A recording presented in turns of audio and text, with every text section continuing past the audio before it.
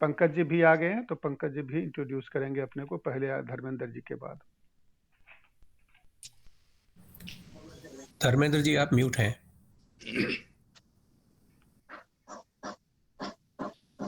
मैं कुमार धर्मेंद्र, अरवल बिहार के किसान।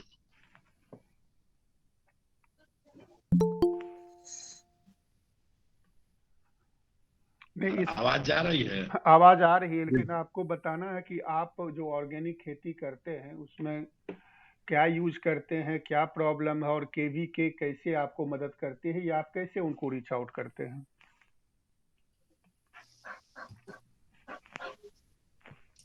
जी,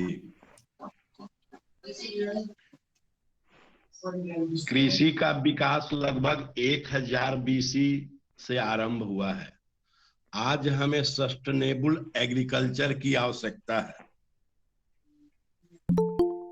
बदलती परिस्थिति में मानव की बढ़ती मांग, भोजन की मांग की आपूर्ति हेतु कृषि प्रणाली को इस प्रकार व्यवस्थित करना ताकि पर्यावरण, इन्वायरमेंट एवं पारिस्थितिकी इकोसिस्टम का संतुलन बना रहे, बिगड़े नहीं, टिकाऊ खेती सस्टेनेबल एग्रीकल्चर कहते हैं।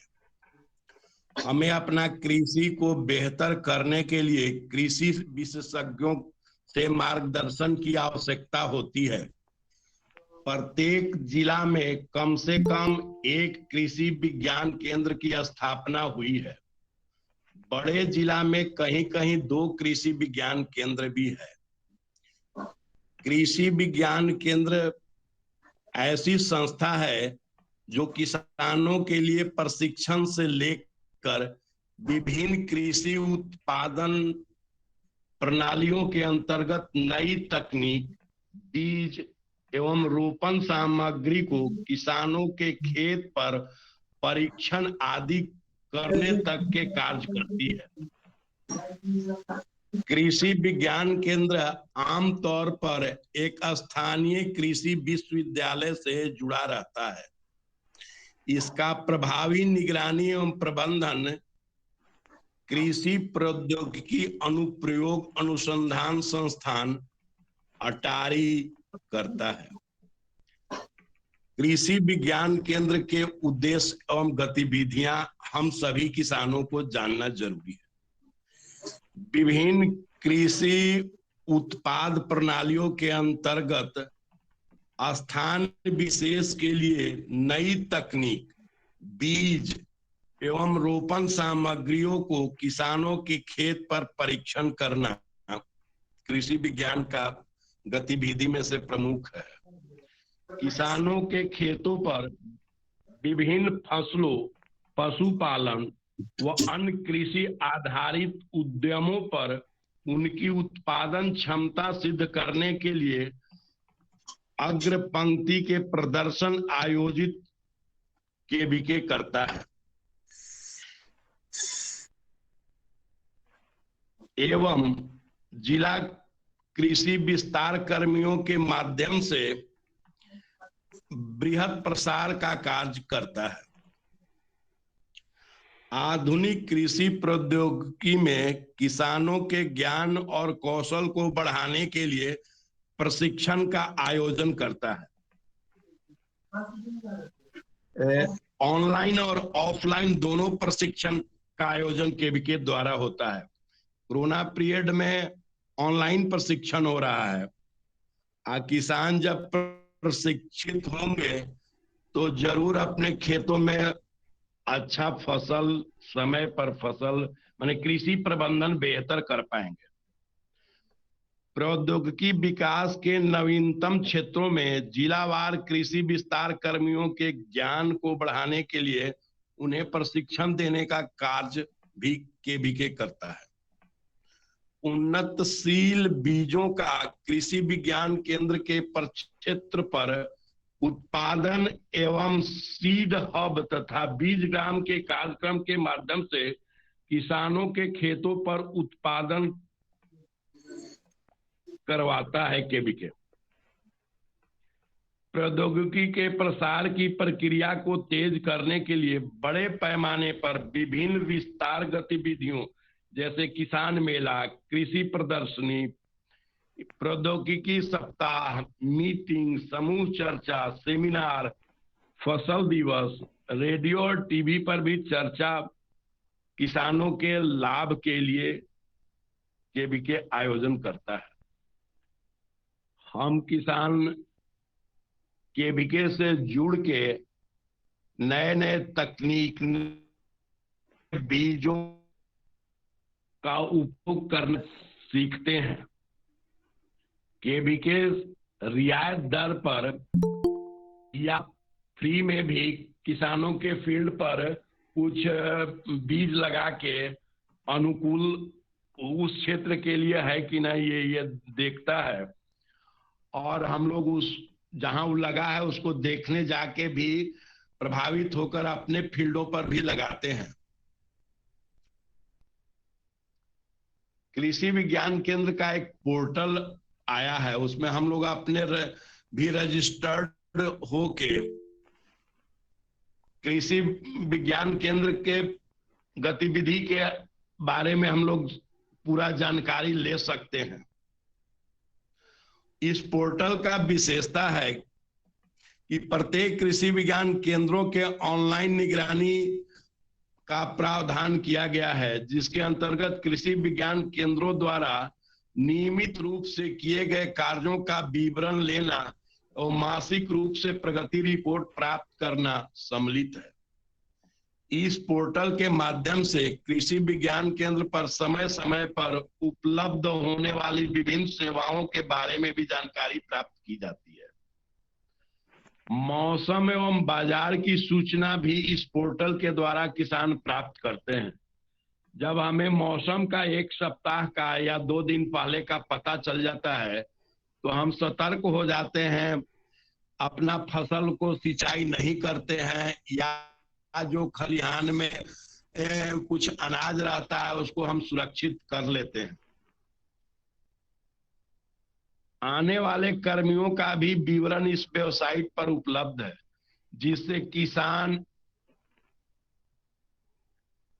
प्रशिक्षण प्राप्त करने वाले ग्रामीण युवक उन कार्यक्रमों का लाभ उठा सकते हैं। प्रश्न अपने खेती के बारे में भी पूछ सकते हैं, उसका निदान कृषि विशेषज्ञ बहुत आसानी से बताते हैं।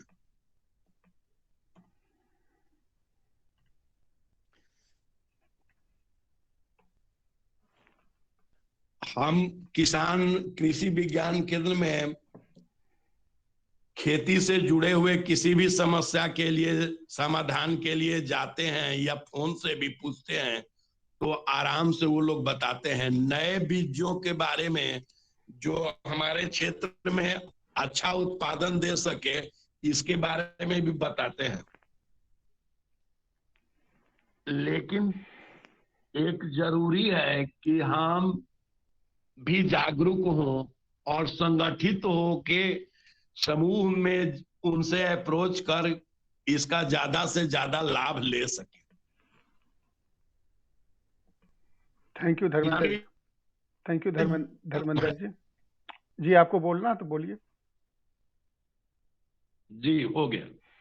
हाँ, तो हमारे साथ अभी मनीष जी भी आए हुए हैं जो कि ऑर्गेनिक खेती न्यू जर्सी यूएस में कर रहे हैं, और वो काफ़ी काम किए हैं अरवल जिला में, तो उनको हम बाद में बुलाएंगे। लेकिन Manish ji, thank you very much for joining. जब क्वेश्चन आंसर होगा तो उसमें आप जरा मदद कीजिएगा। डॉक्टर पंकज कुमार सिन्हा भी हैं जो कि केवीके में कार्यरत हैं और ऑब्वियसली कृषि विज्ञान के विशेषज्ञ हैं। तो केवीके के प्रोग्राम के बारे में अगर 1-2 मिनट में आप कुछ बताना चाहते हैं पंकज जी तो आप बता दीजिए, उसके बाद क्वेश्चन आंसर ही होगा।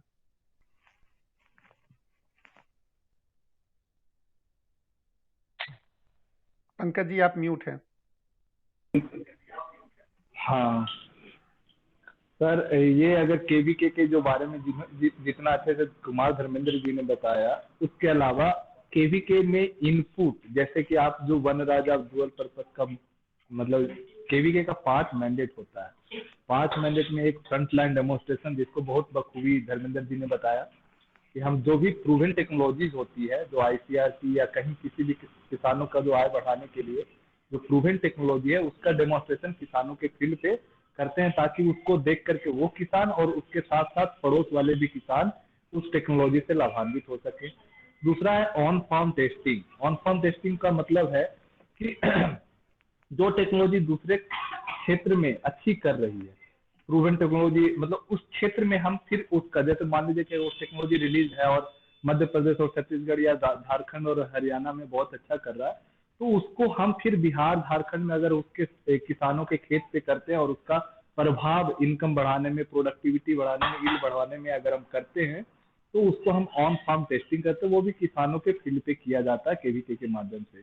तीसरा है कैपेसिटी बिल्डिंग प्रोग्राम, जिसको भी उन्होंने धर्मेंद्र जी ने बताया कि जो भी युवक, फार्म वुमेन या फार्मर या युवा किसान या युवती जो भी खेती में व्यवसाय करना चाहते हैं, केवीके में बहुत सारा प्रोजेक्ट चलता है, जैसे ARYA attracting and retaining youth in agriculture, NICRA मतलब national initiative on climate resilient agriculture, इस तरह के बहुत सारे प्रोजेक्ट चलते हैं, फार्मर फर्स्ट प्रोजेक्ट चलते हैं। उसके तहत वो युवा किसानों और सभी समृद्ध, मतलब सभी जो भी किसान इच्छुक हैं उनको ट्रेनिंग भी देते हैं और हैंड होल्डिंग सपोर्ट करते हैं। अगर आप इच्छुक हैं कि हम मशरूम फार्मिंग में जाएं या पोल्ट्री फार्मिंग में जाएं या सुअर पालन में जाएं या वेजिटेबल फार्मिंग में जाएं या प्रोटेक्टेड कल्टीवेशन में जाएं, तो उसके लिए वो इक्विप करते हैं, पहले ट्रेनिंग देते हैं, फिर उसको कैसे करते हैं वो भी बताते हैं। और जो चौथी है वो टेक्नोलॉजी एंड रिसोर्स सेंटर होता है, यानी ये knowledge and resource centre as a KVK, ये ना सिर्फ किसानों के लिए बल्कि जितने भी लाइन डिपार्टमेंट ऑफिसर्स मतलब हो गए जिला कृषि पदाधिकारी, जिला कृषि कार्यालय के अंतर्गत काम करने वाले जितने भी जो कृषि प्रसार पदाधिकारी हो गए, जैसे block agriculture officer, block horticulture officer, ग्राम सेवक, एग्रीकल्चर कोऑर्डिनेटर, इन सभी के लिए ये टेक्नोलॉजी के क्षेत्र में नॉलेज एवं रिसोर्स सेंटर का काम करते हैं। ये टेक्नोलॉजी को मल्टीप्लाई भी करते हैं ऑन साइट। अगर मान लीजिए कि किसान को अगर वन राजा या डुअल पर्पस पोल्ट्री ब्रीड या मशरूम स्पॉन की जरूरत है, तो वो अपने क्षेत्र, अपने कृषि केवीके में कांटेक्ट करके वहां से भी ले जा सकते हैं। और 5वां मैंडेट है इंफॉर्मेशन एंड एडवाइजरी डिलीवर करना, जो कि ये बल्क में कभी कभी एसएमएस के थ्रू, अगर आपके केवीके के मेंबर जुड़े हुए किसान अगर आप वहां जुड़े हुए हैं, तो आपको एसएमएस के थ्रू या फोटोज के थ्रू आपको किसानों से जुड़े समस्याओं का समाधान देते हैं। ये बहुत अच्छे से, बहुत कम शब्दों में जो धर्मेंद्र जी ने बताया वो बहुत बखूबी बताया कि अगर आप खेती करना चाहते हैं और आपको केवीके से, कृषि विज्ञान केंद्र से लाभ लेना है, तो वहां किस तरह से आप इन सुविधाओं का लाभ ले सकते हैं। इसके अलावा ये लोग और डेमोन्स्ट्रेशन भी जगह जगह पे जाके करते हैं, और उसमें भी आप अपना नाम इंटरेस्ट होकर के आप खुद अप्रोच कीजिए, क्योंकि वो आपके पास आए इसकी संभावना कम है, लेकिन आप अगर अप्रोच करेंगे तो आपको हर संभव मदद करने का वो प्रयास करेंगे, आप अगर इच्छुक हैं तो। धन्यवाद। ठीक है पंकज जी, तो अभी जो भी किसान आए हुए हैं वो अपना प्रश्न पूछ सकते हैं, या जिसको भी प्रश्न है, प्रश्नोत्तरी सेशन है। साथ में जो व्हाट्सएप ग्रुप है ये वाला, उसका भी पर्पस वही है कि सैटरडे को वेट करने के बजाय आप आपस में बात जब इच्छा हो तब कर सकते हैं और एक दूसरे को मदद कर सकते हैं।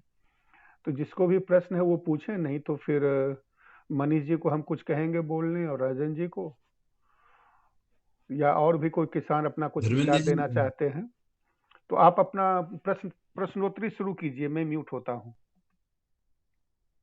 ओके, धर्मेंद्र जी, मेरा नाम चंद्रशेखर त्रिपाठी है, मैं यहाँ कनाडा में हूँ और आपसे पहले भी मिल चुका, तो बहुत अच्छे से आपने पुनः इसका वर्णन किया और पंकज जी ने उसमें जोड़ा। मेरा एक साधारण प्रश्न है कि हम उत्तर प्रदेश के एक रूरल गांव जहाँ से संबंधित रखते हैं, और मैंने कुछ किसानों से बात की है, और सपोज मतलब उनको जीरो लेवल नॉलेज है, किसी भी तरीके से किसी ने कोई अप्रोच नहीं किया है, तो आप सरल शब्दों में स्टेप बाय स्टेप प्रोसेस थोड़ा सा बता सकते हैं, जिसको कि नोट करके फिर उनको हम शुरू करें कि कैसे उन किस स्तर से वो इंडिविजुअल लेवल पे जाएं, या फिर कुछ 4-5 लोगों का एक ग्रुप बना करके जाएं, और कहाँ पर वो अप्रोच करें, जिससे, क्योंकि आप इस तरीके से लाभान्वित हुए पिछली बार जब आपने प्रेजेंट किया था मीटिंग में, तब भी आपने बताया कि बहुत सहज है। तो क्या, कहाँ पर क्या परेशानी हो सकती है और किस तरीके से वो जुड़े? तो अगर आप कहें कि भाई शुरुआत यहाँ से करनी है, इंडिविजुअल न होकर के 5 किसान जुड़े, इस तरीके से वो अपना एक साधारण ग्रुप बनाए और फिर वहां पर, क्योंकि मैंने देखा अभी अभी वेबसाइट पे जालौन में ये केवीसी केंद्र है।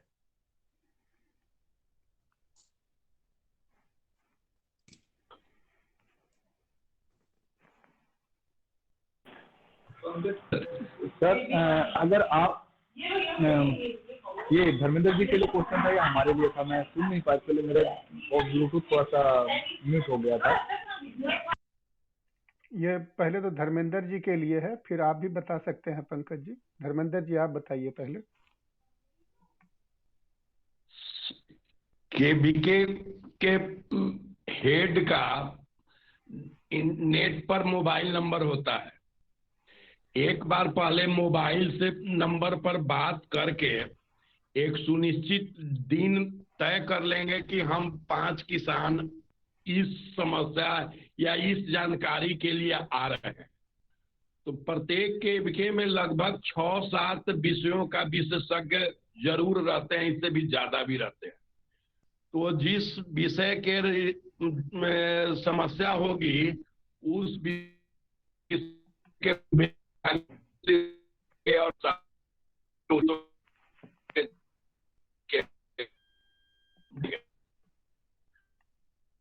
हेलो, आ रही सर जी। इंटरनेट पर कृषि विज्ञान केंद्र के हेड का मोबाइल नंबर होता है। हेड से बात करके, उनको प्रोग्राम कोऑर्डिनेटर भी कहा जाता है।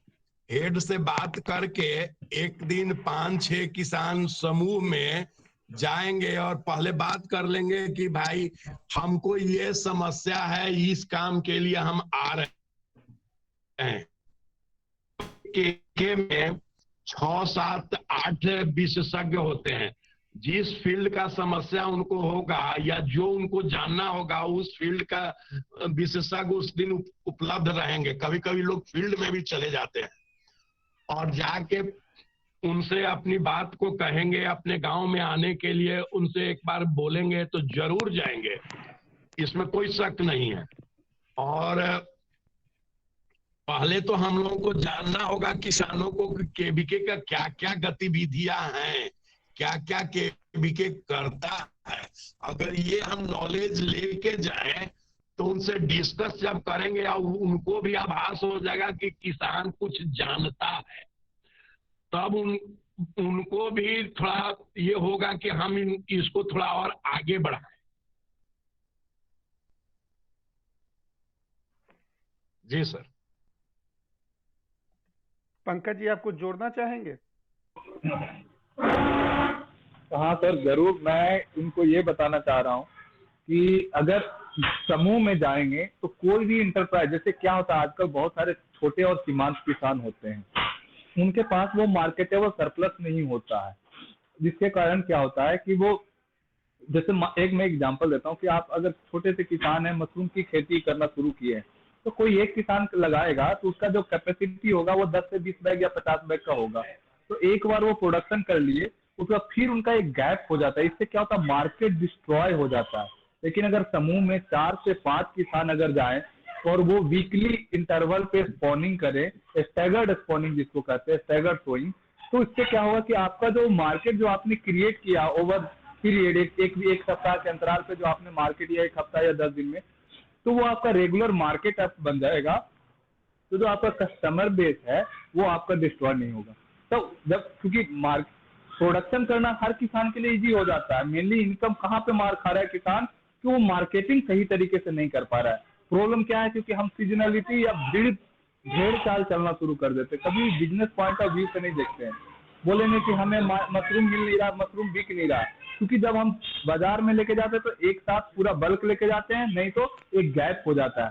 कस्टमर को कभी भी गैप दीजिएगा तो वो आपका रेगुलर कस्टमर बन नहीं पाएगा।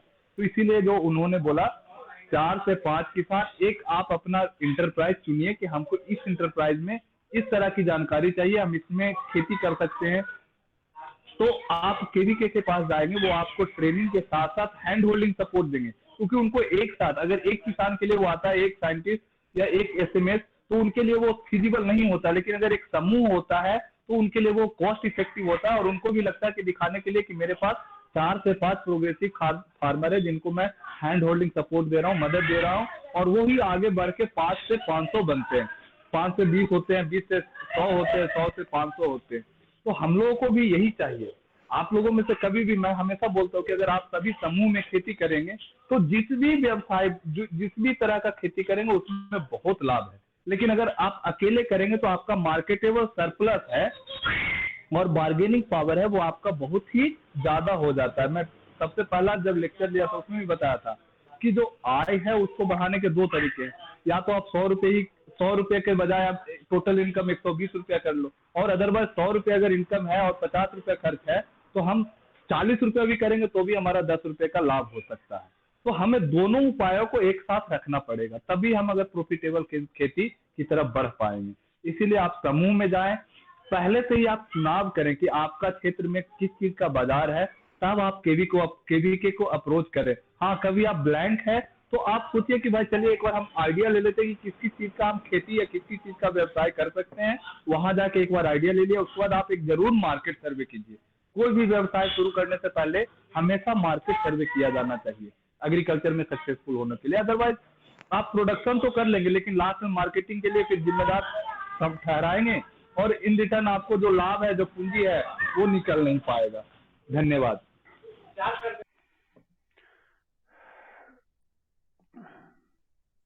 धन्यवाद आप दोनों लोगों का। आपने जो 3 या 4 स्टेप बताए वो मैंने नोट कर लिए हैं। फोन नंबर भी मैंने, ये RK सिंह जी कोई हैं वहाँ पर KVC में, तो मैं उनको अगले हफ्ते कांटेक्ट करूंगा और फिर देखूंगा कैसे कनेक्ट कर पाएं और किसानों को जोड़ के कैसे इनवाइट कर पाएं गाँव के लिए। धन्यवाद धर्मेंद्र जी और पंकज जी। ऐसे हमारे पास यहाँ पे अभी कॉल में मनीष जी हैं, जो ग्रीन बाइट्स फार्म लिखा हुआ है, वो मनीष जी हैं, मनीष चांद।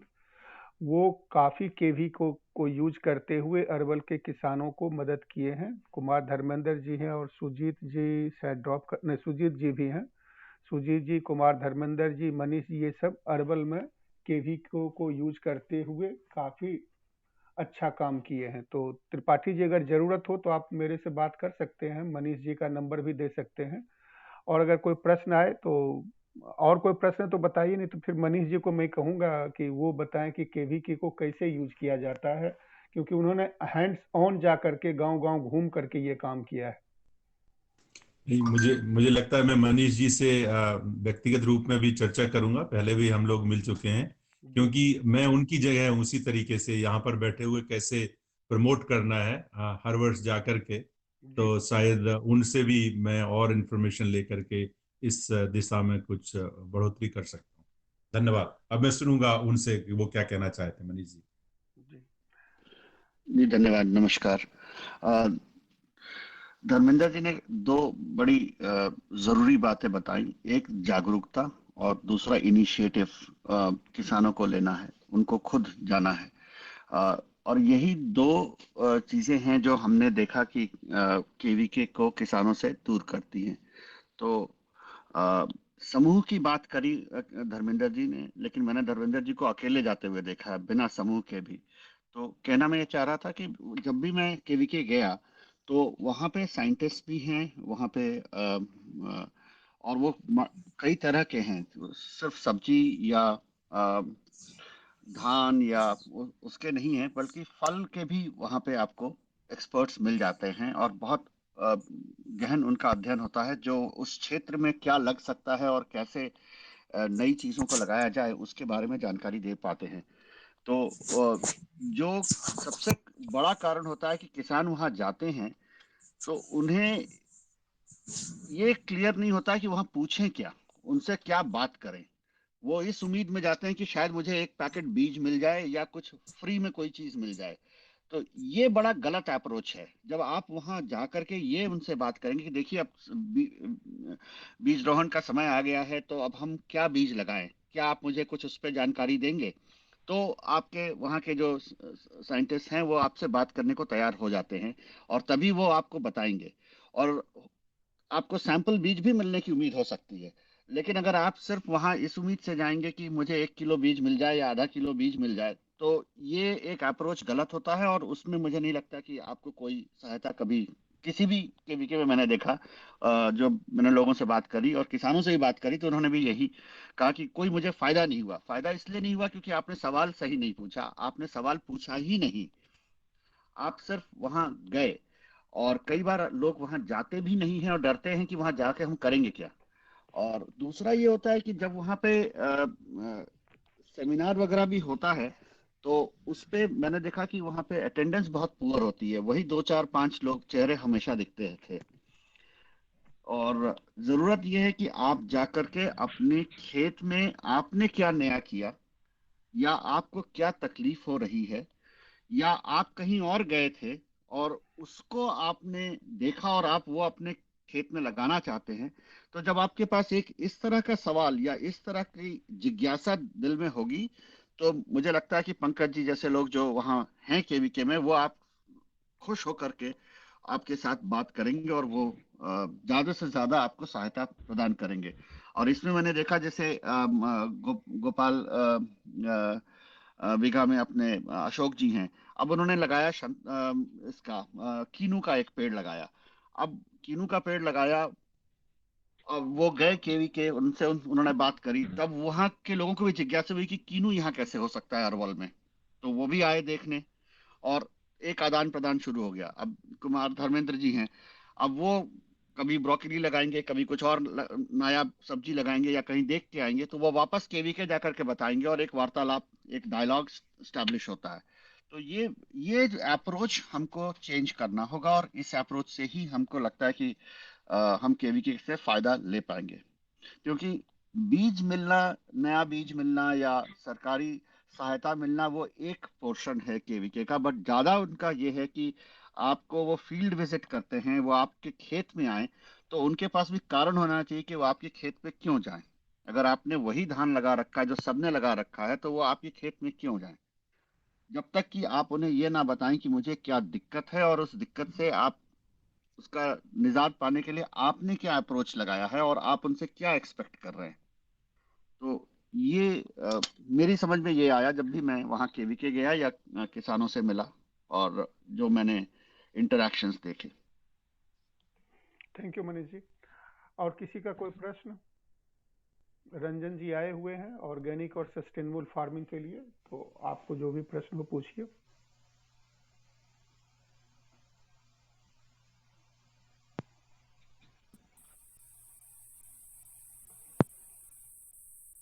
जी बहुत मैंने एक साइंटिस्ट के रूप में हमारे पंकज जी हैं, तो वो सबसे पहले मंगाए। बहुत बहुत धन्यवाद कि आपके द्वारा भी कम से कम क्षेत्र में इस तरह से विकास होगा, क्योंकि आप जागरूक हैं, और हमारे चंद्रा सर ने भी बताया है नहीं। तो जागरूकता तो बहुत ही जरूरी है। बिना डरते क्यों है, क्योंकि दिमाग में इतना बैठ गया है कि कृषि क्षेत्र में हम बस अपने जीवन भी नहीं चला सकते, ऐसा दुर्बलता हमारे मन में है। जबकि जो भी अनुभवी हैं, हमारे पंकज जी हैं, धर्मेंद्र जी देखिए कितना आगे बढ़ के अपने जिले में कर रहे हैं।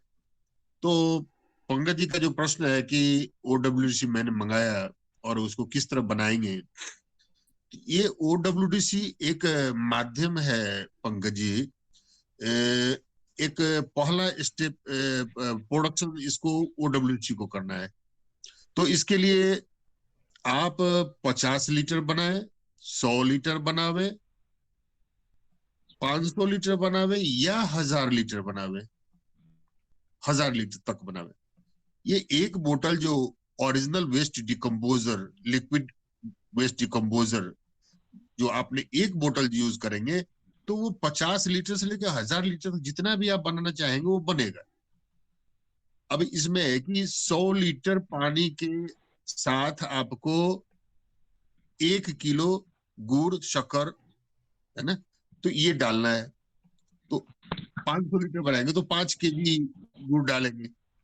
1000 लीटर बनाएंगे एक टैंक में 1000 के टैंक में तो 10 किलो गुड़ डालेंगे, शक्कर डालेंगे, OWDC की मात्रा वही रहेगी।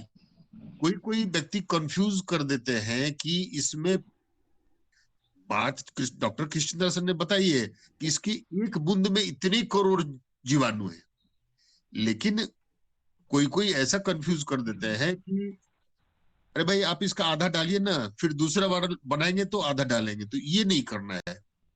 आप 50 लीटर बनावे या 1000 लीटर तक बनावे, इसको पूरे बोतल को खोल के डाल देना है उस पानी में, जितना पानी में बना रहे हैं 1000 के अंदर तक, और उतने मात्रा में शक्कर डालना है जितना बना रहा है। 100 लीटर है तो 1 किलो, 200 लीटर है 2 किलो शक्कर, और उसके बाद उसको clock wise anti clock wise से कोई मतलब नहीं है।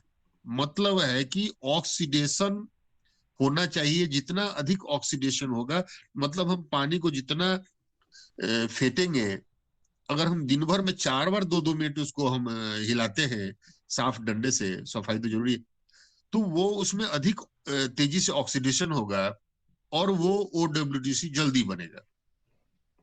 पहले का जो वेस्ट डिकम्पोजर था वो उसको हिलाना जरूरी था थोड़ा सा, लेकिन ये बिना हिलाए भी बन जाएगा, ये पक्की बात है। तो ये तैयार हो गए वेस्ट डिकम्पोजर। आगे अगर आप प्रश्न जोड़ेंगे तो मैं फिर आगे बताता कि ये वेस्ट डिकम्पोजर कितना समय लगेगा सर ये? हाँ, ये आपको जैसे कि गर्मी के दिनों में हम जोरन या जामन बोलते हैं दही का डालते हैं, तो जोरन में बैक्टीरिया है, तो उसी तरह से हमारे OWDC में बैक्टीरिया है जो बेनिफिशियल बैक्टीरिया है। तो ये आपको टेम्परेचर के ऊपर डिपेंड करता है कि गर्मी के दिनों में बैसाख जेठ के महीने में हम जोरन डालते हैं सवेरे 6-7 बजे, और वो 12-1 बजे जमा हुआ होता है, क्योंकि टेम्परेचर अधिक होता है तो बैक्टीरिया का ग्रोथ फास्ट होता है।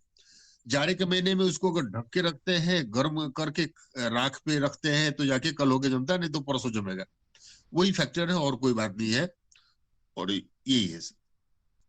इसमें एक सवाल था रंजन जी, कि जब हमने बना लिया एक बार, तो क्या उसी लिक्विड को हम कंटिन्यू कर सकते हैं उसमें गुड़ और पानी की मात्रा डाल करके उसको कंटिन्यू कर सकते हैं, या और उसको कंटिन्यू करने के लिए क्या सावधानी रखनी चाहिए?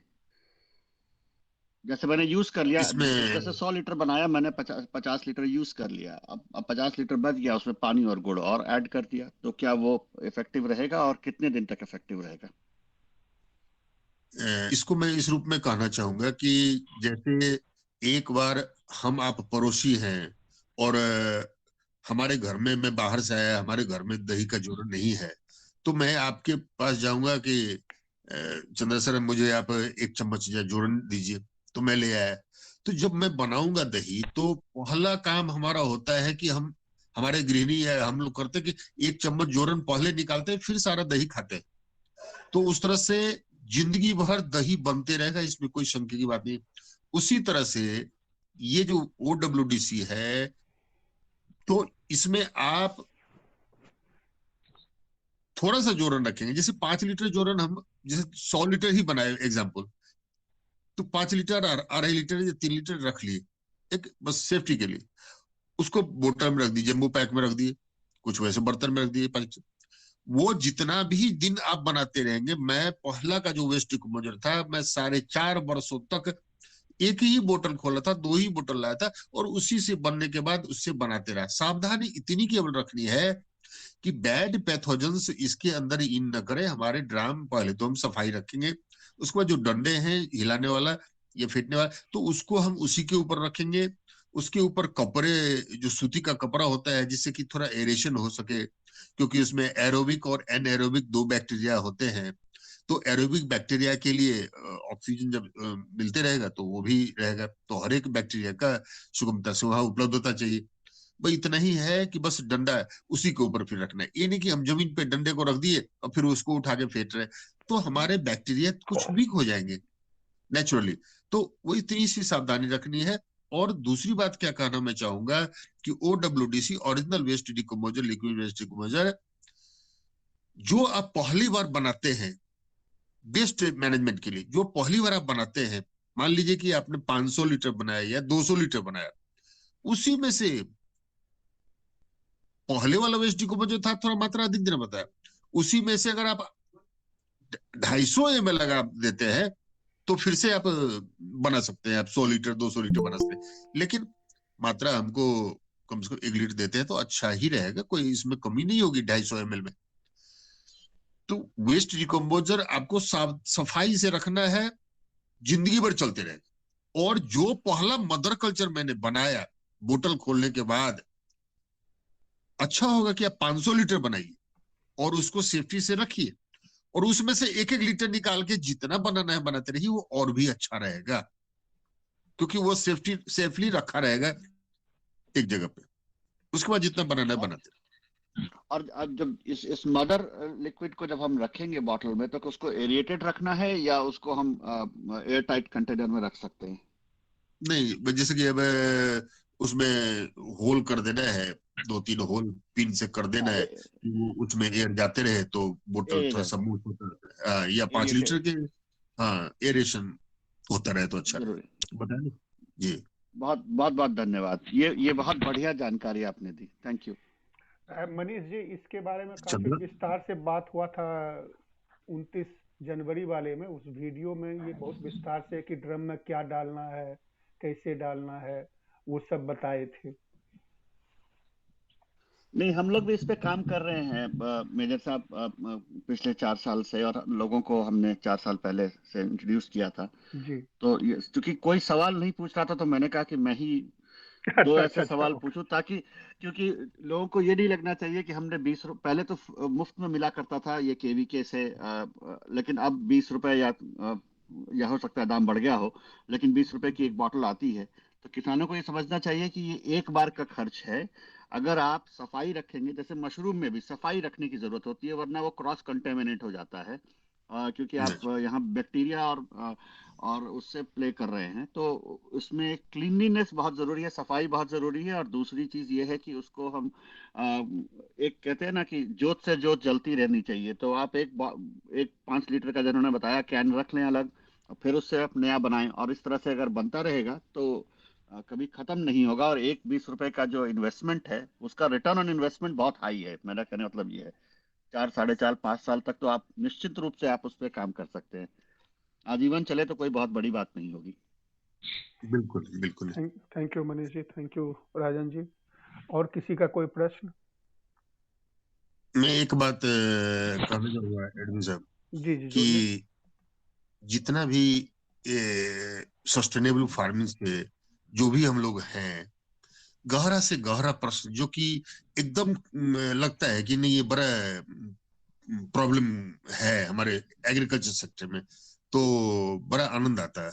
जितना भी गहरा प्रश्न हो, जितना भी जटिल प्रश्न हो, तो जितने भी लोग हम लोग हैं उसमें से प्रश्न खोजने में कोई टाइम नहीं लगता है।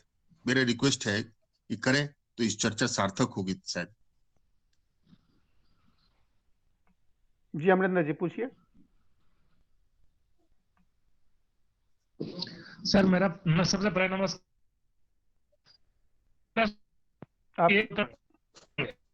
आपको लगता है इधर उधर थोड़ा घूमना पड़ेगा।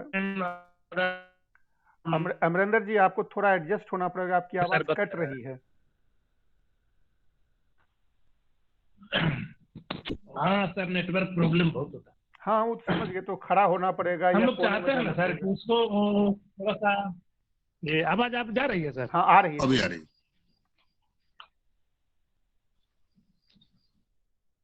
हम लोग पोजर को चाहते हैं कि उसमें से थोड़ा सा यूज करें और बाकी जामन के रूप में रख लें। तो आज अगर 1/2 लीटर यूज करना चाहेंगे तो कितना बीघे में या कट्ठा में इसका यूज किया जा सकता है? मैं पिछले बहुत ही अच्छा प्रश्न है, इसी तरह से प्रश्न निकलता है। मैं पिछले वेबिनार में बताया था, इसी सब चलते थोड़ा लंबा हो गया था वेबिनार, कि पहली बार केवल 1 लॉट 1 एकड़ में 4000 लीटर, जब हमारा सॉइल केमिकल बेस्ड था, अब हम ऑर्गेनिक सेक्टर की तरफ पैर रख रहे हैं, तो पहली बार मैं बताया था उसमें, मैं फिर रिपीट कर रहा हूँ, पहली बार 4 इरिगेशन उस मिट्टी में दीजिए, और इरिगेशन के साथ जहां से पानी इन कर रहा है हमारे खेत में, वहां पे 4000 लीटर वेस्ट डिकम्पोजर 4 बार इरिगेशन के साथ दीजिए। उस मिट्टी में जितने भी बैड पैथोजेंस हैं, जो भी हार्मफुल बैक्टीरिया, फंगस और निमेटोड्स हैं, जो भी हार्मफुल है, वो सारे डेड हो जाएंगे या उस फील्ड को छोड़ के साइड हो जाएंगे। तो ये पहला स्टेप है। ये इसमें हमको सुन के लगा होगा कि हमें तो बहुत ही महंगा पड़ेगा ये वेस्ट डिकम्पोजर। जी नहीं, थोड़ा सा पैर आगे बढ़ाएंगे तो बहुत ही इजी लगेगा। मैं उस बार भी बोला था कि गन्ना हम लोग अपने खेत में लगा देंगे। मैं फार्म में गन्ना एक कोने में लगा दिया, मेरे साल भर का जितना रिक्वायरमेंट है उससे 50 डंडे 100 डंडे अधिक ही निकल जाएंगे गन्ने के। तो पैसा हम किसानों को नहीं लगाना है। और यहाँ पे तो पहली बार हमको डिसइंफेक्ट करने के लिए अगर हम करते हैं किसी भी टेक्नोलॉजी से तो बहुत पैसे लगते हैं। तो एक बार ये करना, उसके बाद आपकी मर्जी, प्रति एकड़ 400 litre minimum 200 litre waste decomposer आपको बहाना है इरिगेशन के साथ। स्प्रे करने की बात तो वो अलग प्रश्न हो जाएगा।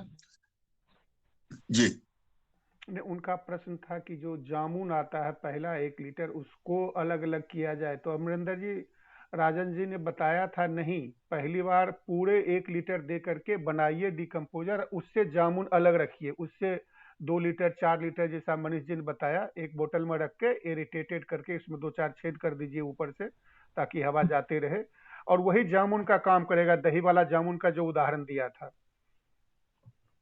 और उसी से आप 10,000 लीटर 20,000 लीटर 4 साल 5 साल करते रहिए।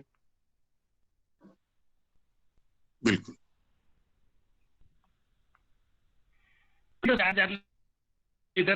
पिछले हफ्ते कुछ 2-3 किसानों से, तो उनके पास जो डंग है ना, काऊ डंग जिसको गोबर बोलते हैं, वो बहुत है, और ऐसा उनको सही पता नहीं है कि कब उनको डालना है, क्या डालना है, जब भी है तब डाल देते हैं। तो ऐसा कुछ आपका आइडिया है कि उसका समुचित मतलब राइट वे में कैसे प्रयोग करना चाहिए, या दूसरी तरीके से उसकी एफिशिएंसी बढ़ाने के लिए और क्या करना चाहिए? कुछ सुझाव हो कि जिन लोगों के पास में ये गोबर है वहां उपलब्ध प्रचुर मात्रा में, तो उसको एफिशिएंटली कैसे यूज करें, वो ये प्रश्न है। बहुत अच्छा त्रिपाठी सर, बहुत अच्छा प्रश्न किया आपने, और लोग भी इससे लाभान्वित हुए। मैं एक प्रश्न त्रिपाठी सर से इसमें जोड़ना चाहूंगा कि वो गोबर हमारे देसी गाय का है या हमारे फॉरेन ब्रीड का है?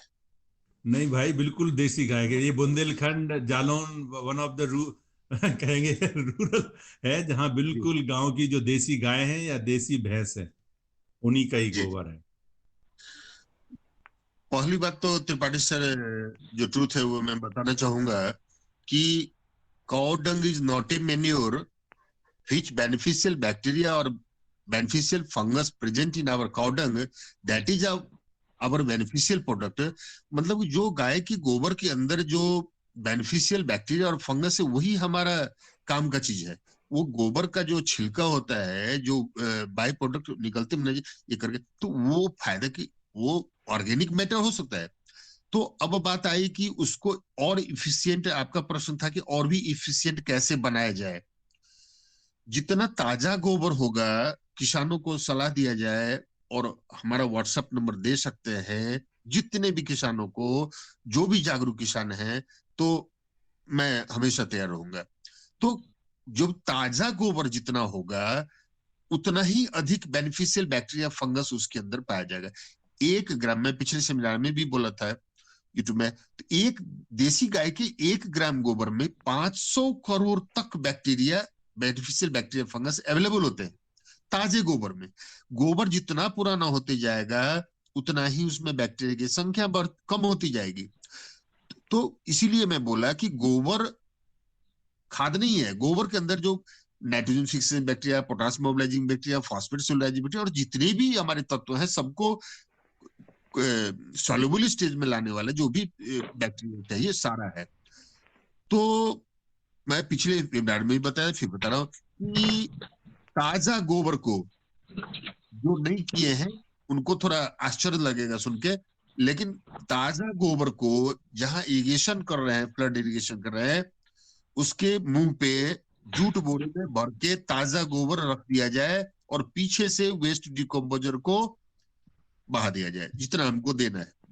चाहे एकड़ में 200 लीटर डालना है मिनिमम या 1000 लीटर डालना है। 1000 लीटर डालते हैं तो बहुत ही अच्छा रहेगा।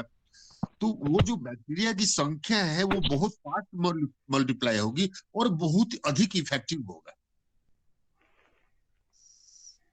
धन्यवाद। अभी ये कॉल 5 मिनट में खत्म होगा। अगर प्रश्न ज्यादा चलेगा तो हमने चैट विंडो में डाल दिया है अगला सेशन, वहां जाएंगे। अगर नहीं चलेगा तो यहीं पे खत्म हो जाएगा। लेकिन अभी आप लोग वो लिंक नोट कर लीजिए, अगर हमको जाना पड़े तो उसमें जाएंगे। अब प्रश्न पूछते रहिए आप लोग प्लीज। बताया कि जो उसको बैक्टीरियाज हैं डंग्स में वो ज्यादा इम्पोर्टेंट है और उसकी जानकारी शायद लोगों को उतनी ज्यादा नहीं, एटलीस्ट हमारे गांव में तो नहीं। और यूजुअली तो ये कि 1 साल तक वो पड़ा रहता है, इसके बाद में फिर वो उसको डालते हैं, जबकि वो खुद अपने आप में डाइजेस्ट होते हैं। और मुझे भी गांव में जब मैं पहले रहता था, हम खुद भी डलवाते थे तो यही करते थे। ये जानकारी जो आपने बताई वो बिल्कुल नहीं है और शायद इसके लिए लोगों में रिजर्वेशन होगा, सहजता से वो इसको स्वीकार नहीं करेंगे। तो आपने जो कहा व्हाट्सएप नंबर, मैं शिव जी से आपका नंबर ले लूंगा और पुनः आपसे जरूर कांटेक्ट करूंगा और फिर उनसे जुड़वा सकूं। दूसरा, तिवारी जी ने मुझे भेजा है कि पंकज जी जो है ऑल इंडिया लेवल पर हैं, उसमें साइंटिस्ट हैं। तो पंकज जी अगर संभव हो तो मैं आपका नंबर भी लूंगा और फिर आपसे कांटेक्ट करूंगा। Is that possible? जी वो पॉसिबल है तिवारी जी, त्रिपाठी जी। हाँ ले सकते हैं, हाँ कोई दिक्कत नहीं है।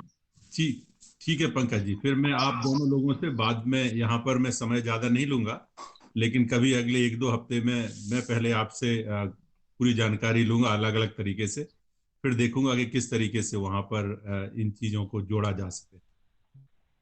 धन्यवाद। मेरा यही को थोड़ा सा इंटरेस्टिंग और करने के लिए मेरा अनुरोध है आप लोगों से, हम लोग कंटिन्यू करें आफ्टर 8 आल्सो।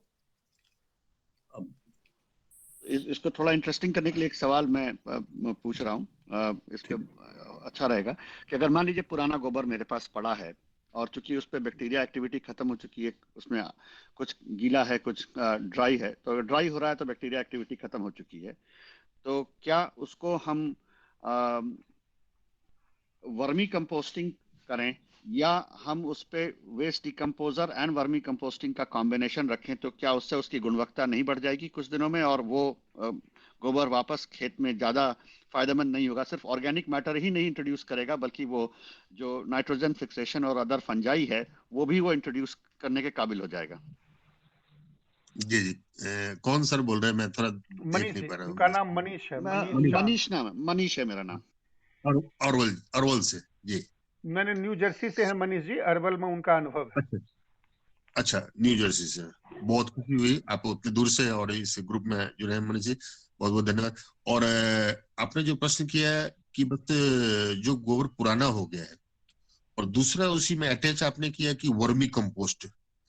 मैं जो भी बातें बोल रहा हूँ वो प्रैक्टिकल बोल रहा हूँ, और मैं अभी भी इस प्रोग्राम के चलते 9 बजे मेरा प्रोग्राम खत्म होगा। ये मैं नहीं कोई, मैं बहुत मेहनती हूँ, मैं 63 ईयर का हूँ, और तो मैं आवाहन करता हूँ, मैं इसलिए सुना रहा हूँ किसानों को। मैं 2:30 बजे उठता हूँ, हमारा मशरूम अभी पीक पे चल रहा है, और मैं 3:30 बजे फार्म पे होता हूँ और शाम तक मैं व्यस्त रहता हूँ। तो आइए ना हमारे किसान आगे आइए। अब बात आई कि वर्मी कंपोस्ट की। मनीष जी आपने बोला वर्मी कंपोस्ट की कोई आवश्यकता नहीं है, प्लीज इसको थोड़ा सा अंडरस्टैंड किया जाए। जब हम वेस्ट डिकम्पोजर को अपनी मिट्टी में देंगे, तो जब हम केमिकल फर्टिलाइजर और पेस्टिसाइड्स जो मैंने यूज किया, तो वो हमारा अर्थवर्म जो है, the best friend of farmer जो है, दी बेस्ट फ्रेंड, इसका उपाधि दिया गया है। ये आज नहीं, बहुत पहले मैं 9 क्लास में पढ़ा था। तो वो हमको फिर से वो जीवित होके अपने वंश को बढ़ाएगा। आप एक आरी जो होता है, जो मेर होता है, उसके नजदीक आप एक टोकरी गोबर डाल दीजिए और 4 दिन के बाद उस गोबर को वहां से साइड कीजिएगा तो देखिएगा कि उसके अंदर कुछ छिद्रे हैं। वो जिंदा है, उसका वंश। वो इतना फास्ट, आप तो बिल्कुल जानते, मैक्सिमम लोग, सारे लोग जानते, इतना फास्ट उसका वंश बढ़ता है। तो आफ्टर 1 मंथ अगर अच्छे से आप देते हैं। रंजन जी सॉरी आपको रोक रहा हूँ। हम सबको दूसरे लिंक पे चले जाना चाहिए कि ये कॉल 30 सेकंड में खत्म हो जाएगा। मैं उस पे आपका इंतजार करता हूँ सबका। ये कॉल खत्म करते हैं। ओके, आइए।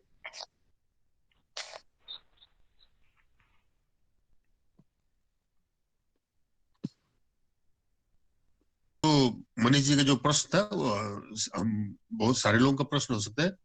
तो मतलब कि वर्मी कंपोस्ट जो है ना, इस पे मैं जो बात बोल रहा हूँ, ये कई वैज्ञानिकों ने इस पे रिसर्च करके देखा है कि ये जो एसिडियम फैटिडा जो स्पीसीज है, जो कि फॉरेन स्पीसीज है, इस पे इसको प्रैक्टिकल मैंने किया भी है और फील भी किया है, लेकिन 5 साल तक मैं किया था। तो जो रिसर्च किए हैं बड़े बड़े काफी लोग हैं, तो उसमें क्या पाया गया है कि जो एसिडियम फैटिडा जो है, उसकी सॉइल जो है, जब वो जो चीज आप उसको खाने के लिए देंगे, अगर आप जलकुंभी, जो गड्ढे में जलकुंभी नाम से ही जानते हैं शायद हम लोग यूपी और बिहार हिंदीभाषी क्षेत्र में, तो उसमें नीले नीले फूल गुच्छे जैसे निकलते हैं वो गड्ढे वगैरह में। तो जलकुंभी का पत्ता अगर हम खाने देंगे तो उसके अंदर नाइट्रोजन की मात्रा अधिक होती है। अगर साधारण सा घास देंगे खाने के लिए तो उसकी मिट्टी में नाइट्रोजन की मात्रा एवरेज के करीब रहेगी। और जब हम जलकुंभी देंगे तो उसमें अच्छे प्रोपोर्शन में नाइट्रोजन की मात्रा रहेगी। इसका मतलब क्या हो गया कि जो हम खाने के लिए देते हैं उस एसिडियम फैटी स्पीसीज को, वो उसी चीज को खाके उसको मिट्टी के रूप में बना देता है। और सबसे बड़ी निगेटिव बातें जो है इस पे, मैं सारे साइंटिस्ट लोग और जो भी जागरूक लोग हैं सबको मैं वेलकम करता हूं इस पे पता करने के लिए। उसके प्राकृतिक व्यवस्था है कि हम जो एसिडियम फैटिडा है, उसके जो मिट्टी होती है, तो उसका जो डाइजेस्टिव सिस्टम है ना, जैसे कि हमारे गाय के कंधे पे जो कंधा होता है, तो वो धूप के संपर्क में, सूरज की रोशनी के संपर्क में आने से सूरज की तीव्र नाड़ी है, ये प्राकृतिक व्यवस्था है, प्रकृति इसको जानती है, व्यवस्था की है। तो उससे बहुत बड़ा चेंज आता है। हमारे देसी गाय में कंधा होता है, न कि जर्सी फ्रीजन और फॉरेन में, तो वो होता है। तो उसी तरह से एसिडियम फैटिडा के जो सॉइल होते हैं उसके डाइजेस्टिव सिस्टम में इस तरह की प्राकृतिक व्यवस्था है कि वो 4 तरह के विषालु तत्वों का निर्माण होता है उसके मिट्टी में। वो ऐसा नहीं कि वो पूरा दिखाई देता है या ऐसा कुछ नहीं है। एक पारा, दूसरा सीसा, तीसरा कैडमियम, चौथा आर्सेनिक। ये जो तत्व हैं ये हमारी मिट्टी की को ये विषाक्तपन पैदा करते हैं।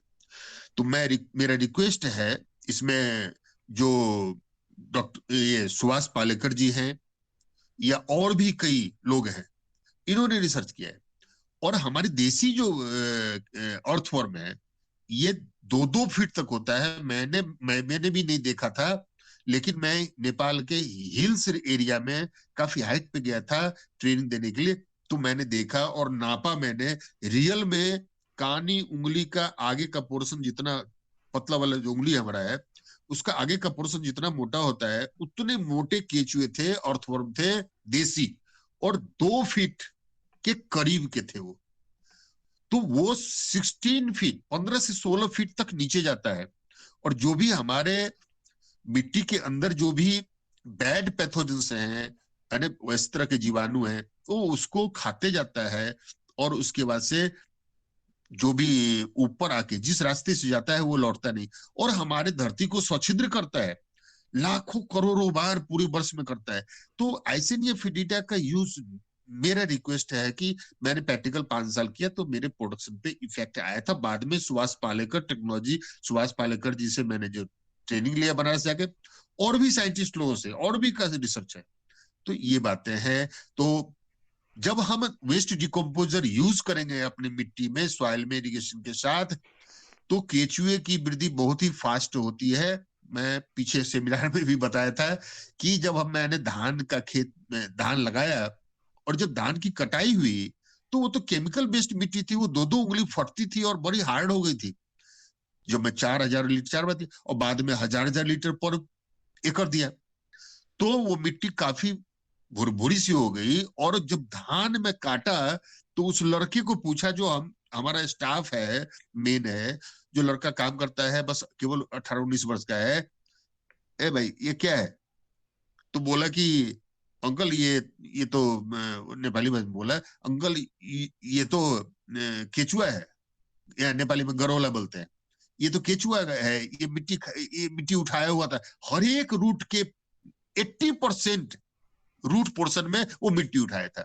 वो मिट्टी कितनी फर्टाइल होती है, ये तो टेस्ट करने से, या टेस्ट रिपोर्ट है उससे पता चलता है। तो मैं वर्मी कंपोस्ट के लिए फिर से रिक्वेस्ट करता हूँ, ये देखा जाए। और हमको क्यों उतना स्पेसिस करना है? सारे चीज, जब हमारे अर्थवर्म का उम्र पूरा होता है, जब वो मरता है, तो उससे बॉडी से भी एंजाइम्स मिलते हैं, हमारे क्रॉप्स के लिए बहुत ही बेनिफिशियल होता है। इसमें बड़ा लंबा ये इसका है, इसका गुण है। तो वेस्ट डिकम्पोज यूज करें, बहुत फास्ट आता है केचुआ, और 3 महीने के बाद खुद ही आप देखने लगेंगे कि किस तरह से हमारा चेंज हो रहा है मिट्टी। धन्यवाद। दूसरा प्रश्न और किया जाए सर।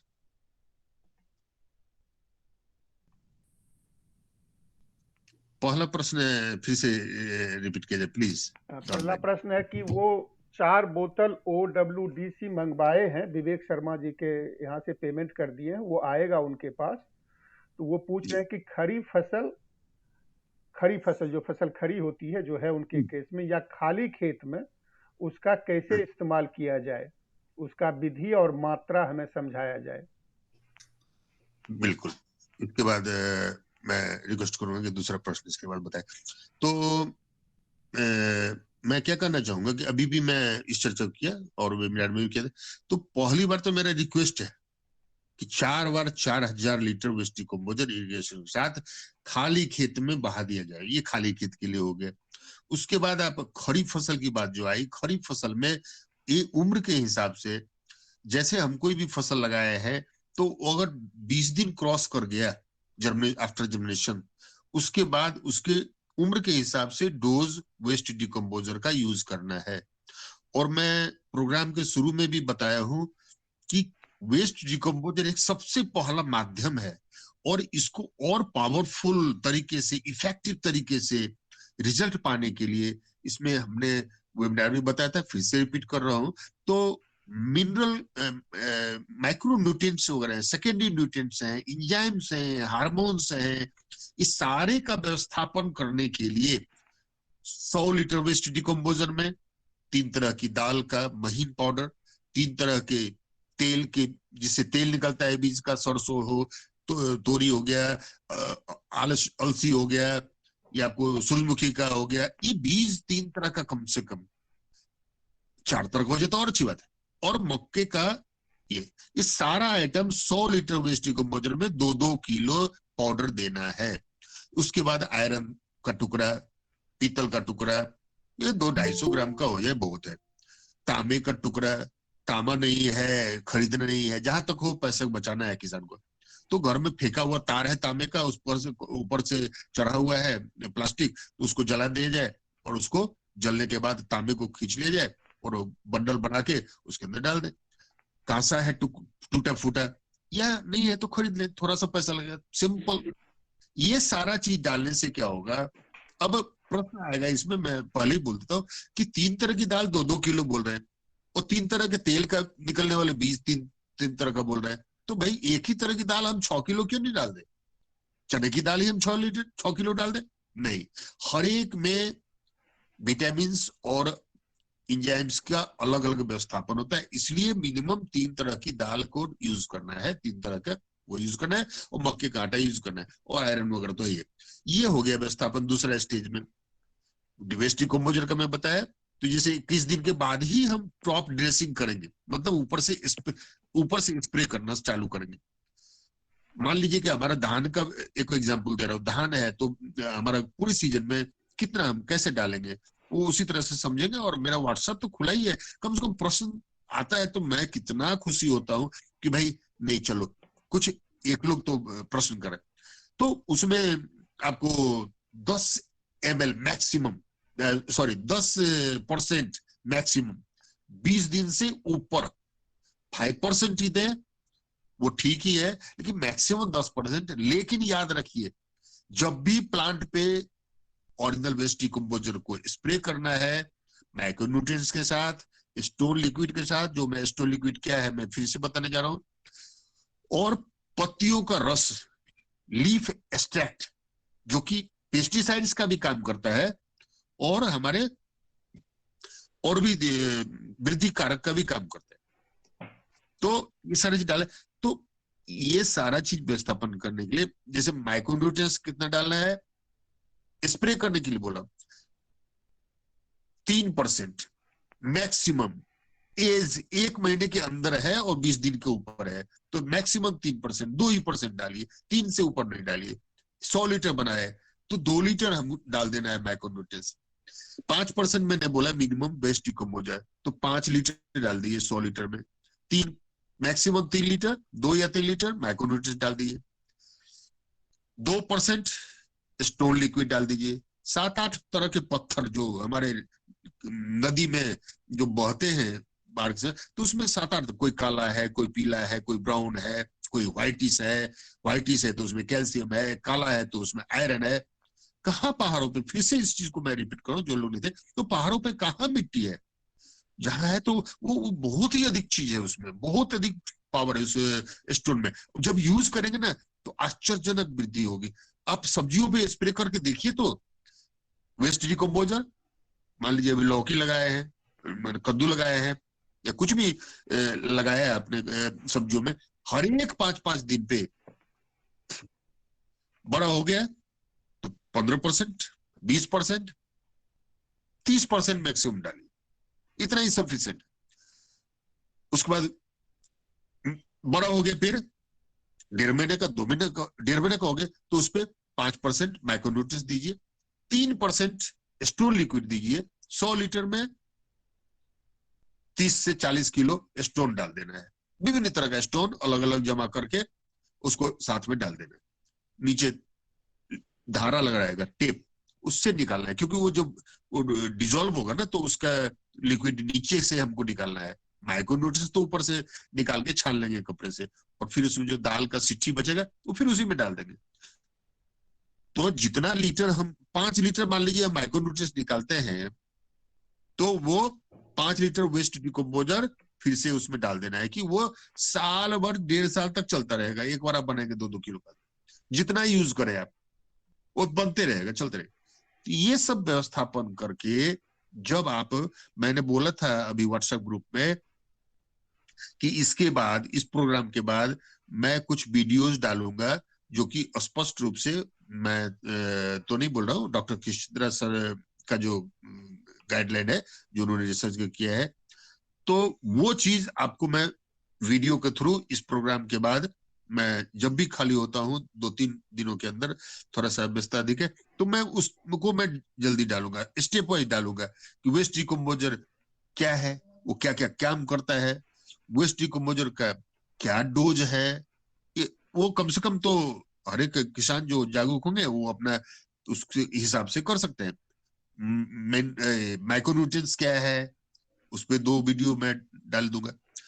और उसके बाद से ऐसा किया जाए कि वो चैनल जो है ना डॉक्टर कृष्णचंद्र सर का, वो सब्सक्राइब जब कर लेंगे ना, उसमें खजाना है, खजाना। वो जितना भी आपको ये करके प्लेलिस्ट करके, आप पेस्टिसाइड्स पे स्टडी करना चाहते हैं तो उनका वीडियो सुनिए, नीम का पेस्टिसाइड्स बता रहे हैं कि कोई दूसरे चीज का पेस्टिसाइड बता रहे हैं जो इफेक्टिव पेस्टिसाइड है, ऑर्गेनिक का, ये सारा डिटेल्स है। तो उसको सब्सक्राइब करने के बाद सारा कुछ ही होगा। तो यही प्रश्न का उत्तर है, पहला प्रश्न का। और हाँ, डॉक्टर कृष्णचंद्र यूट्यूब, वही बिल्कुल सही। दूसरा प्रश्न है एडमिन सर। दूसरा प्रश्न है केवल कि वो कह रहे हैं कि हम लोग चना के फसल पर भी छिड़काव करना चाहते हैं, तो अभी तो आपने बताया, अगर फिर से बताना चाहते हैं चना के फसल पे कब छिड़काव किया जाए, और रिलेटेड है कि चना और नीचे जी लिखा हुआ कि प्याज के फसल पर भी, तो चना और जी प्याज दोनों पे छिड़काव कैसे करें, कब करें? रंजन जी मैं एक बार इसमें ऐड कर दूं एक बात। बिल्कुल सर। आपने आपने एक प्रश्न का उत्तर नहीं दिया। जी उन्होंने ये पूछा था कि जैसे फ्लड इरिगेशन कर सकते हैं कि नहीं, वो भी बतला दीजिएगा। धन्यवाद बिमल भाई, धन्यवाद। हमारे नेपाल से हैं बिमल सर हैं। देखिए एक एग्जाम्पल है, मैं इसको ये नहीं कि उनकी बड़ाई कर रहा हूँ, उनकी किसी भी व्यक्ति की एक्टिविटीज की बड़ाई की थी। ये हमारे बहुत ही हमसे 3-3.5 साल बड़े हैं और बैंक से सीनियर पोस्ट पे रिटायर हुए हैं, लेकिन हर एक इस वेबिनार को अटेंड कर रहे हैं और इतना नॉलेज इनके पास हो गया है कि ये लोगों को बांटते रहते हैं नेपाल में।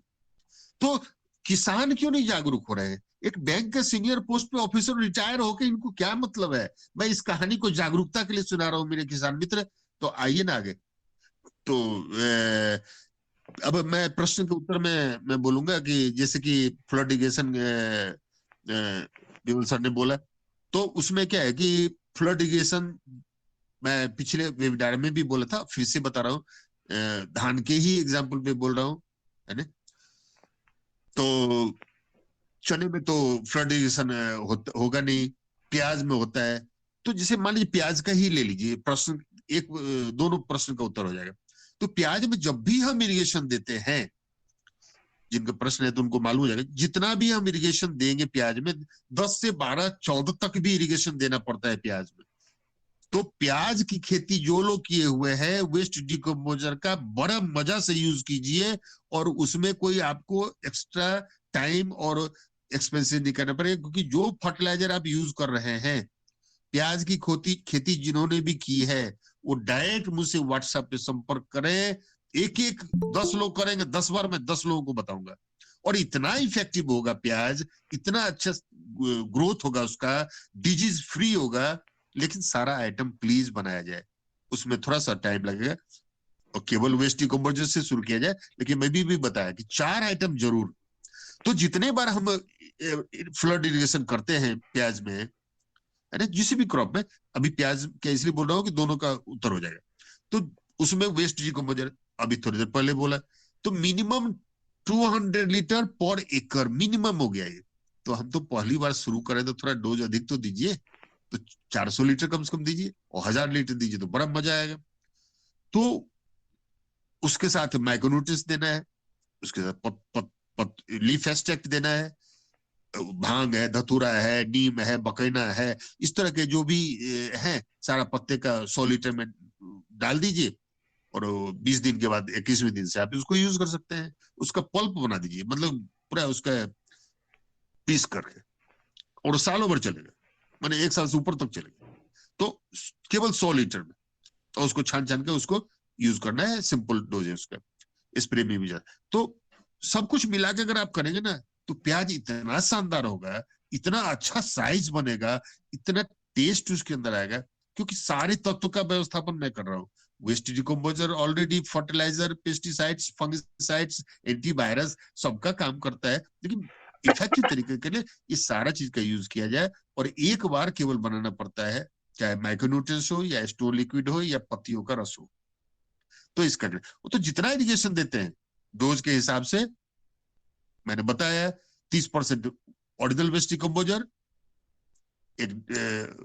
500 लीटर मतलब बहाना है, तो 500 लीटर का ड्राम है, तो 30%, तो 5 या 1500, है ना। तो दे दे, तो उसके बाद से फिर 10% लिक्विड, ये आपको micronutrients 10%, 5% stone liquid, 10% minimum leaf extract, ये सब मिला के जरा आप देंगे ना, फिर देखेंगे कि प्याज कैसा होता है। मैंने किया है, मैं जो भी बोल रहा हूँ मैं प्रैक्टिकल किया हूँ बस। तो इसी तरह से हर एक क्रॉप में जब इरिगेशन देते हैं, जब भी इरिगेशन की आवश्यकता पड़ती है, इरिगेशन के साथ waste decomposer, micronutrients, stone liquid और लीफ एक्सट्रैक्ट सारा मिला कर दें। इसमें और एक चीज मैं जोड़ देना चाहता हूँ उस दिन समय के अभाव में मैं नहीं बोला, ये सुन के भी बड़ा अच्छा लगेगा और बहुत ही सस्ता और बहुत ही इफेक्टिव है। वेस्ट डिकम्पोजर 100 लीटर लीजिए। बकरी का जो भेनारी होता है, बिहार में भेनारी बोलते हैं, यूपी में शायद क्या बोलते हैं, है ना। तो बकरी जो गोबर करती है, उसको इस तरह से मैं बताना चाहता है, तो वो जो भेनारी है, जो बकरी ऊपर रैक पे बैठी रहती है, भेनारी करती है, अपना मल और मूत्र दोनों का त्याग करती है, दोनों का त्याग करती है। तो वो आपको उसमें बकरी का जो लेंडी बोलते हैं, भेनारी बोलिए, उसका गोबर बोलिए, उसमें फास्फोरस और पोटास की बहुत बड़ी मात्रा होती है। और उसके यूरिन जो करता है तो उसी भेनारी पे, उसी बकरी की लेंडी पे गिरता है। उसमें नाइट्रोजन की मात्रा प्रचुर होती है। तो 100 लीटर, एक एग्जांपल बता रहा हूं, 100 लीटर OWDC बनाइए, बना के निकालिए अलग ड्रम में, और उसमें 30 केजी मैक्सिमम आप एक बोरे में, क्योंकि वो डायरेक्ट उसमें जाएगा तो उसको छानना पड़ेगा फिर, तो एक बोरे में डाल के उसको मुंह बांध के उसमें डाल दीजिए, और केवल 8 से 10 दिन उसको रखिए। देखिएगा पूरा वेस्ट डिकम्पोजर रेडिश ब्लैक हो गया, पूरा रेडिश हो जाएगा। तो जितने भी तत्व हैं, ये लोहे को खींच लेता है अपने तत्व के लिए, वेस्ट डिकम्पोजर हर एक को खींचता है। तो ये आपको बकरी की जो लेंडी है, जो भेनारी है, उसके सारे तत्व को खींच लेगा, और उसका आप इरिगेशन में करके देखिए आपका क्रॉप कैसा चेंज होता है। ये मैं जोड़ दिया, बहुत ही सस्ता है, स्प्रे में भी यूज कर सकते हैं। और किसी का कोई 2 प्रश्न? जन और किसी का कोई प्रश्न नहीं है? तो 2 चीज अभी मैं कहना चाह रहा हूँ कि चैट विंडो में मैंने इस ग्रुप का लिंक डाल दिया है, जिसको भी जुड़ना हो उस लिंक को यूज करते हुए एग्रो ग्रुप में जुड़ सकते हैं, जहां प्रश्नोत्तरी चलते रहती है और चलते रहेगी फ्यूचर में भी। दूसरा, रंजन जी, आपने जो वीडियो का बनाने का सोचा है वो बना करके यूट्यूब पे डाल करके उसका लिंक इसी ग्रुप में डाल दीजिए, ताकि लोग उसको देख सकें, या वीडियो मेरे को बता दें तो मैं उसको डाल दूंगा। मैं व्हाट्सएप ग्रुप में डाल दूंगा। जी सब लोगों को वेलकम करता हूँ। इस व्हाट्सएप ग्रुप में जो हमारा है, उसमें सब लोग जुड़े जो न जुड़े हैं, और वो मैं क्रमशः डालते जाऊंगा। एक ही बार डाल देने से थोड़ा कंफ्यूज हो जाएंगे, तो क्रमशः डालते जाऊंगा जी। जी। और किसी का कोई प्रश्न? और कोई?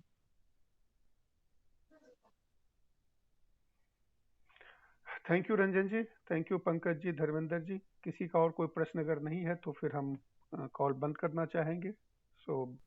जो हम लोग जैसे 4,000 या 10,000 लीटर बनाएंगे वेस्ट डिकम्पोजर का सॉल्यूशन, तो उसमें अगर इमीडिएटली यूज करना हो उसको, immediately means within 5 to 7 days, तो आप उसको जो 1% आप जैगरी डालते हैं उसमें, गुड़ शक्कर जो भी बोलेंगे आप उसको उसका परसेंटेज आप 50% कम करके भी उसी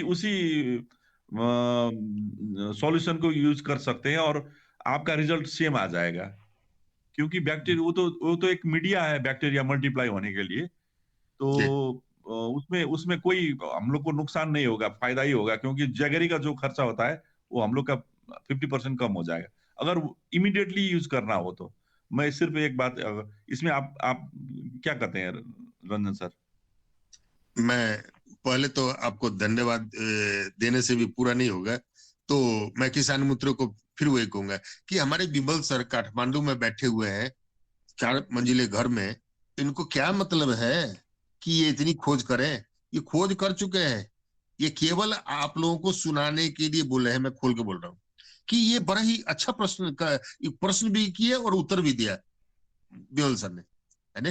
तो जब हम विदिन 7 डेज वेस्ट डिकम्पोजर बनाते हैं, तो हाफ जगरी, मतलब गुड़ और शक्कर जिसको बोलते हैं, हाफ देके भी हैं, और वो जल्दी से जल्दी यूज हो जाता है।